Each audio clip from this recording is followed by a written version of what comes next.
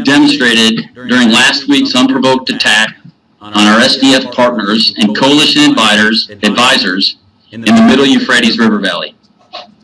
For a quick recap, on the evening of February 7th, the coalition acted in self-defense, where coalition advisors were present to support SDF from a hostile force launching an unprovoked, coordinated attack across the Euphrates River against an established SDF position.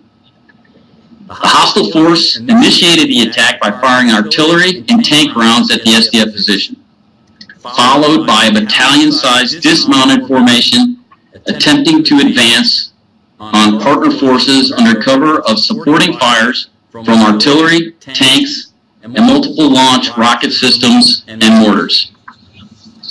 At the start of this attack, coalition aircraft, including F-22s and MQ-9s, were overhead providing protective overwatch, defensive counter-air, and ISR support, as we have done daily throughout the fight to defeat ISIS.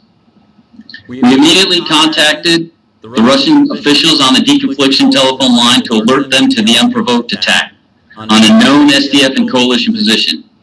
After these calls, coalition officials approved strikes to destroy hostile forces.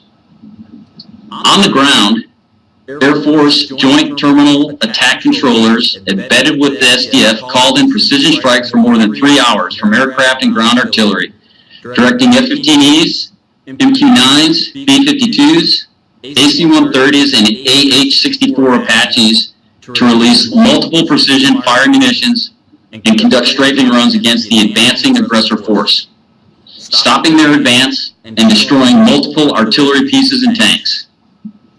As the hostile forces turned west and retreated, we ceased fire. Despite the attack being unprovoked, it was not entirely unexpected.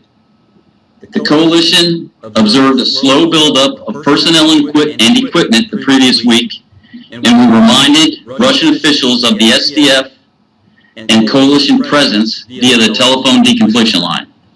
This was well in advance of the enemy's forces' attack.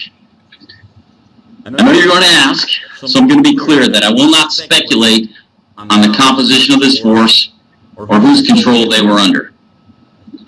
As I've said throughout my nearly 2 years commanding coalition air forces, we are focused on a singular enemy, ISIS.